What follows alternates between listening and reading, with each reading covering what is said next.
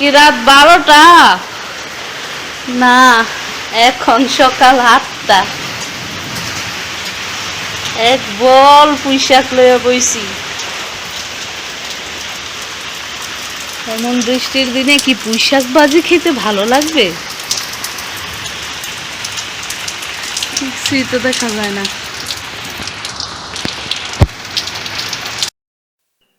আসসালামু আলাইকুম। আজকে সকালবেলা আমাদের ক্ষেতের থেকে অনেকগুলো পুঁইশাক কেটে নিয়ে আসছি, প্রায় এক বোল, প্রায় না এক বোলেরও বেশি। বোলের মধ্যে চেপে চেপে রাখা হয়েছিল। তো পুঁইশাকগুলা এই যে এতদিন খরা ছিল, বৃষ্টি ছিল না, এজন্য মানে শুকিয়ে ছিট পড়ে গেছিল পাতাগুলার উপরে।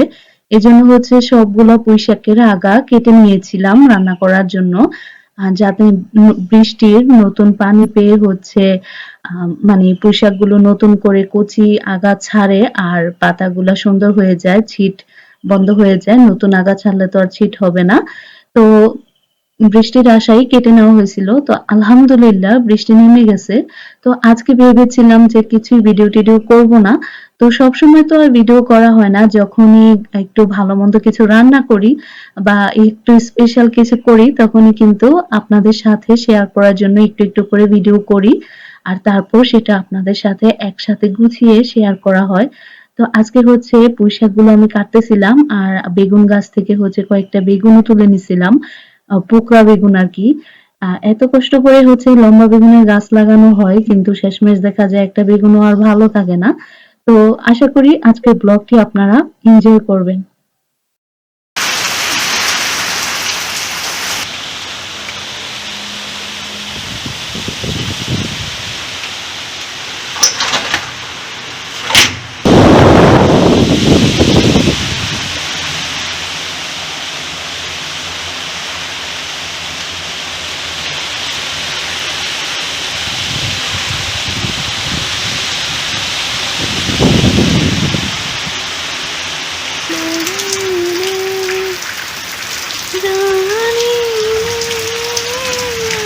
আজকে রান্না বান্না করার জন্য পুঁইশাক কেটে নেওয়া হয়েছিল আর কি, পুঁইশাক ভাজি আর আমের ডাল রান্না করব ঠিক করছিলাম, কিন্তু এই সুন্দর বৃষ্টি স্নান একটা পরিবেশ দেখে মনটা চাইলো যে একটু খিচুড়ি রান্না করি। অনেক দিন ধরে খিচুড়ি রান্না করি না।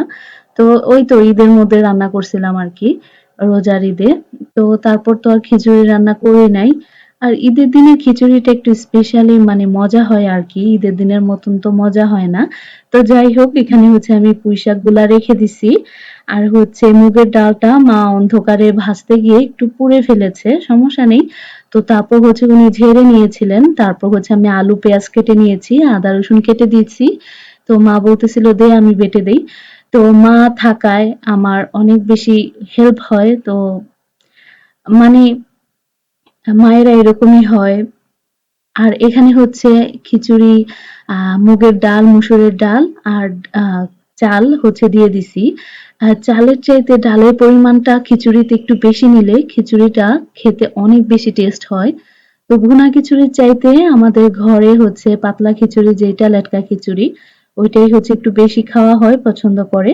তো এখানে সমস্ত মসলাগুলো পরিমাণ করে দিয়ে দেওয়া হচ্ছে। এখানে ৩ পোয়া ডাল আর ২ পোয়া চাল নেওয়া হয়েছে। তো তারপর পরিমাণ মতো হলুদের গুঁড়া, মরিচের গুঁড়া, লবণ আর ধনিয়ার গুঁড়া এগুলা দিয়ে ভালো করে নেড়েচেড়ে মিশিয়ে নেওয়া হচ্ছে। তো তারপর এই তো একটু আগে যে মা আদা রসুনটা বেটে নিল, তো সেই আদা রসুন বাটাটা দিয়ে দিচ্ছে। আসলে যেকোনো জিনিস রান্না করলে মসলাটা যদি সদ্য সদ্য তাজা বেটে দেওয়া হয় তাহলে কিন্তু খেতে অনেক বেশি টেস্ট হয়। তো এখানে মা অনেকগুলা পেঁয়াজ কুচি দিয়ে দিছে, আর আমি গাছ থেকে কয়েকটা কাঁচামরিচ তুলে নিয়ে আসছি। কাঁচামরিচ নাই বলতে গেলে।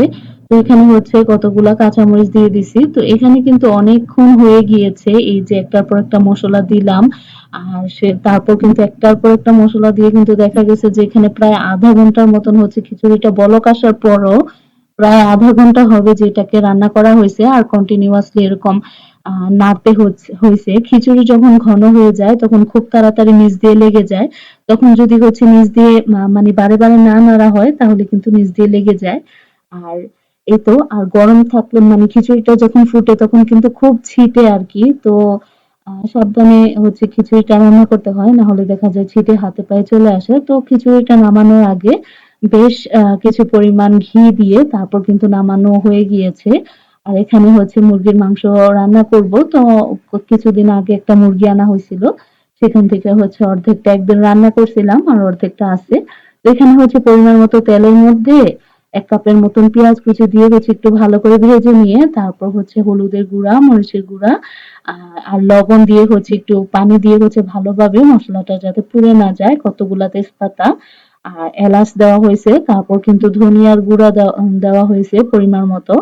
উঁচু, উঁচু করে ২ চা চামচ পরিমাণ ধনিয়ার গুঁড়া দিছি। তারপর কিন্তু দিয়ে দিবে এখন আদা রসুনের বাটাটা। তো আদা রসুন বাটা দিয়ে কিন্তু বেশ কিছুক্ষণ ধরে কষিয়ে নিতে হবে। ভালোভাবে কষিয়ে যখন একদম পানিটা শুকিয়ে যাবে আর তেলটা উপরে ভেসে উঠবে তখনই কিন্তু মাংসগুলো দিয়ে দিবে। তো এখানে কিন্তু মা আরো কয়েকটা হচ্ছে এলাচি দিয়ে দিছে। তো এখানে হচ্ছে আমি ভিডিও করতেছিলাম আর হচ্ছে তেজপাতা, এত ছোট, ছোট তেজপাতা এখন কিন্তু বাজারে গেলে দেখা যায় যে প্যাকেটের ভেতরে তেজপাতা আগে থেকে ভরে তখন হচ্ছে মানে বিক্রি করে আরকি। তো ওই প্যাকেট কিনে আনলে দেখা যায় ভিতর দিয়ে হচ্ছে সব বাহির দিয়ে কয়েকটা বড় তেজপাতা রেখে দেয় আর ভিতরে হচ্ছে সব ছোট, ছোট তেজপাতাগুলা থাকে। তো এখানে হচ্ছে আমি তেজপাতাগুলো বেছে দিয়েছিলাম।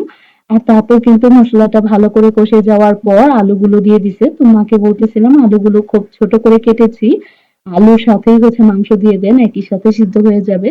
তো আলুটা দেওয়ার পর নেড়েচেড়ে মিশিয়ে কিন্তু মা মাংসগুলো দিয়ে দিতেছে।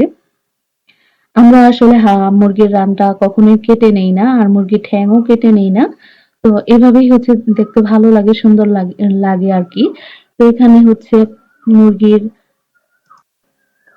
মুরগির রানের যে বড় ফুল রানের যে পিসটা থাকে সেটা মাঝখান দিয়ে কেটে নেওয়া মানে ৪ পিস আর হচ্ছে ঠ্যাং, ঘিলা, কলিজা, মাথা এগুলা একসাথে হচ্ছে রান্না করে নিতেছি। আর এগুলা সবকিছু মিলিয়ে রান্না করলে কিন্তু দেখা যায় যে খুবই টেস্ট হয়। আর আমার শাশুড়ি মা মুরগির সোলের পিসের চাইতে মুরগির ঠ্যাং, তারপরে যে আ আ বাজু এগুলা খেতে বেশি পছন্দ করেন। তো মাংস আর আলুটা বেশ অনেকক্ষণ ধরে কষিয়ে নেওয়া হইছে।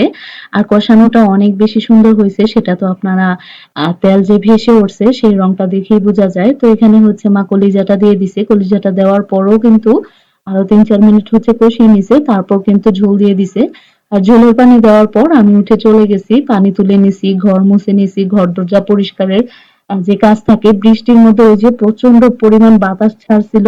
তো প্রচন্ড বাতাসের সাথে প্রচন্ড ধুলাবালিও উড়ে আসছে। পুরো বাড়িটা হচ্ছে ঝাড়ু দিয়ে তারপর হচ্ছে পরিষ্কার করে আর ঘরটা মুছে নিছি। আর এই যে বক্সের মধ্যে আছে হচ্ছে গরুর মাংস।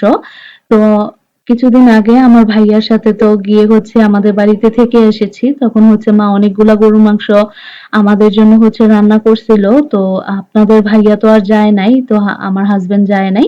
তো ও হচ্ছে ওর জন্য হচ্ছে আম্মু ১ বক্স দিয়ে দিছিল। সাথে শ্বশুর আব্বা, শাশুড়ি মা উনাদের জন্য। তো এখানে হচ্ছে গরুর মাংস থেকে আপনাদের ভাইয়াকে বলতেছিলাম, এই যে বড় হাড়ওয়ালা পিসটা ওটা হচ্ছে তুলে নাও, তুলে নিয়ে খাও। তো ও হচ্ছে সেই হাড়টা তুলে নিছে। আমার কাছেও এরকম মানে ছাকনার যে হাড়গুলা থাকে গরুর মাংসের, তো খেতে ভালো লাগে। তো অসম্ভব মজা হয়েছিল আমার মায়ের হাতের গরুর মাংস আর আমার শাশুড়ি মায়ের হাতের মুরগির মাংস সেটাও অসম্ভব মজা হয়েছিল। খিচুড়ি তো ফাটাফাটি। তো সবাই ভালো থাকবেন, সুস্থ থাকবেন। আমার আজকের ব্লগটি ছিল এই পর্যন্ত। কিন্তু আজকের ব্লগে কিন্তু একবারও আপনাদেরকে আমার ভিডিওটিতে লাইক দিতে বলি নাই, চ্যানেলটি সাবস্ক্রাইব করতে বলি নাই। শেষমেশে বলতেছি, যদি ব্লগটি ভালো লাগে তাহলে একটি লাইক দিয়ে চ্যানেলটি সাবস্ক্রাইব করে আ বেল আইকনটি বাজিয়ে দিবেন। তাহলে আমার নতুন, নতুন ভিডিও নোটিফিকেশন চলে যাবে। আপনারা সময় সুযোগ করে দেখে নিতে পারবেন। সবাই ভালো থাকবেন, সুস্থ থাকবেন। সবার জন্য অনেক বেশি শুভকামনা। আল্লাহ হাফেজ।